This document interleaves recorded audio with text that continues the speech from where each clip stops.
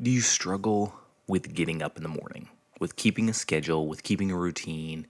You've probably heard all the magic happens at 4 a.m., but it's hard to get up that early. It is. So, what are some key things you can do to make sure that happens? That's what we're talking about in today's episode. So, strap in, get ready for episode 101. Let's go. I've always been that skinny guy. Why can't I gain muscle mass? What do I do in the gym? They said I'd always be skinny. This is your complete source for how to gain lean muscle and break out of your skinny body. From nutrition to getting the most out of your workouts and everything in between. We know just how frustrating gaining muscle mass can be, but don't worry, we've got you covered. You're listening to the Bones to Bulk podcast. So getting up early and making sure you're on top of your routine, that's hard. It is, and I'll be the first to admit that I don't always nail it. I don't. I wish I could say I was on point every day, but I'm not because I screw up, I sleep in, I hit the snooze button too many times some days. Life happens. 100% authenticity here. Another example of just kind of planning to do something not happening. It's early in the morning. It's Sunday morning. The kids are up because they're always up super early. But Saturday nights are typically the night when my wife and I work on this kind of stuff. Her business, my business. And last night I was not feeling it. We're both getting over being sick. If you have kids, you know that they bring home everything under the sun. And as parents, we typically get it, unfortunately. And so recovering from that, I was exhausted. This is my first weekend off in a couple weeks. So, it's just been a long run, long stretch. And not using that as an excuse and all, but just last night I passed out like I did. So I'm up early getting some of that work done that I should have gotten done last night. But anyway, that's neither here nor there. So for real though, how do you get up early? And before I dive into that, forgot to mention, got caught up in my rant about mornings. Head on over to bonestobulk.com. I've launched a great training resource for you. So if you're just starting off in the journey, go watch that. It's less than 15 minutes. It's a video where I sit down, tell a little bit about myself, and I share the 3 things that I wish I knew when I started my whole fitness journey, because they would have saved me so much time, so much grief, so much wasted energy. So head on over to bonestobulk.com. You'll see it right on the front page. It says free training. Click on that and it'll be sent to your inbox. Easy peasy, right? You want to get up early. You want to hit the gym or maybe have some time to meditate and stretch and, just whatever, that magical hour in the morning when nobody's really up. But how do you do it? How do you really make sure that you're staying on top of things, that you're getting it done? Because it can be hard. It can be challenging. And it's really hard to do something when it's not consistent, because we do it here, we do it there, and our body never really gets in that one habit. My wife was even telling me about something that she read recently where it was someone that was talking about scheduling and how you need to make sure that even on the weekends, you don't have to keep the same schedule like if you're used to going to bed early and getting up early, but sleep the same amount of hours that you sleep during the week. Because what happens is our bodies get so thrown off on the weekends because we just usually, not always, but just sleep so much more. And so let's say you typically get 7 hours of sleep a night. On the weekends, still make sure you get that 7. So if you go to bed at 10 o'clock, still get up at 5. If you go to bed at midnight, get up at 7, etc. And it made a lot of sense, and I want to start implementing that just to see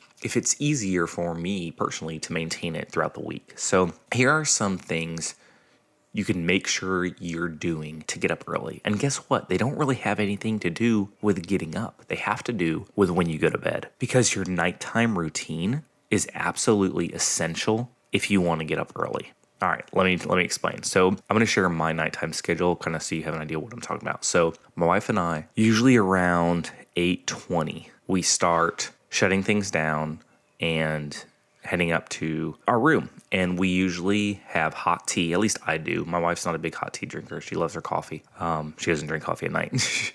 I usually have hot tea. I love green tea and herbal teas and stuff. And we'll both just have some time to read. We're not staring at screens. We're not doing something that really gets us energized or hyped up or anything like that. And we both kind of just dive into a book and we read, and maybe we'll share a little bit about what we're reading. Maybe journal a little bit. At least she does. I'm terrible at journaling. That's kind of how we end the night. So it's very calm, it's very peaceful. I don't know, it's a great way to ease into sleep because there's so many things out there that having a screen in front of our face right before bed that keeps us from sleeping and our minds are racing. And so I find that the reading and the slowing down, drinking something warm and tasty, it helps calm the nerves, it helps calm the mind. By reading, our thought process switches from all the problems and all the things going on in the world to kind of focusing on what we're reading, taking it in and just enjoying the book we're reading. It's key to have your schedule set up. So like I said, for us around 8:20, 8:25, that's when we start that whole thing. And by 9 o'clock, lights are out. We're in bed, ready for bed, trying to go to sleep. That's like strict. Like, I'm not going to say we never break that because, again, life happens and sometimes events that we didn't plan for come up. And so we can't stick to that. And also, we don't stick to that on the weekends, obviously. You know, we'll stay up later and do different things. But during the week, if we miss that and if we're up till 10:30, guess what? When that alarm clock goes off at 3:50 in the morning, we're not getting up. We hit the snoozes. We're like, oh, we don't have to have that quiet morning time or don't have to get in the gym then. We can go later. And so it's easy to find those excuses when your body's just tired because you're off that schedule. So is this difficult to maintain? At first, yes. Any schedule, getting it set up is always difficult. Our kids, they're usually in bed by about 7:45. So, that's not a lot of time that we have to do whatever before we're starting our kind of wind down. It's essential for us to function, to have our morning time and to get that stuff done. So I highly encourage you, if if you don't have a schedule set up, get one set up. And we think about what we're missing. My show comes on at 9 o'clock or the game's not over till 10 or 11. Like, so what? Like, you can watch that stuff again. Everything's streamable, bingeable. Watch it on the weekend. Make the short-term sacrifices so that you have long-term benefits. Because watching the show, watching the game, sure, they may be fun. And I'm not saying I never watched a game or a show or anything. But if it's coming in between me getting up in the morning, that's where I draw the line. I know that my mental and physical health is far more important than anything I'll ever watch on TV or whatever, like it is. And so you've got to set that as a priority. It's not that you don't have the time, it's that you prioritize the time that you do have. We all have the same 24 hours in a day. Everybody has the same amount of time. Nobody's special, nobody gets more time than a day. And so we've got to utilize all the time we have.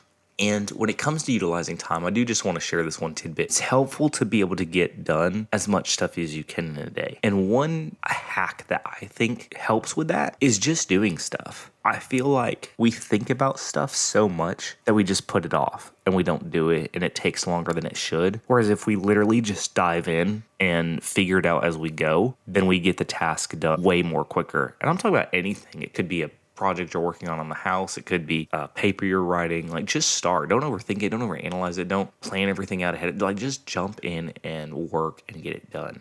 And you'll find that you start saving time when you start applying this to every facet. So yeah, that's all I got for you today. If you are on iTunes, maybe you don't listen to the podcast on iTunes, but maybe you have an iTunes account, I'd be super grateful if you went and left an honest review. Honest, don't sugarcoat it. Like, if you don't like it, that's fine too. Head on over to iTunes, leave us a review, your honest opinion, what you think, what you'd like to see more of. I would greatly appreciate it just because it helps in the realm of this podcast spreading so that others can listen to it. I would greatly appreciate that. It takes just a couple minutes to do. All right, with that being said, remember, no matter what obstacles you're facing, how much you're struggling with getting up in the morning or scheduling, you can nail down your schedule. You can get up early, you can accomplish any goal you set your mind to. You've got this.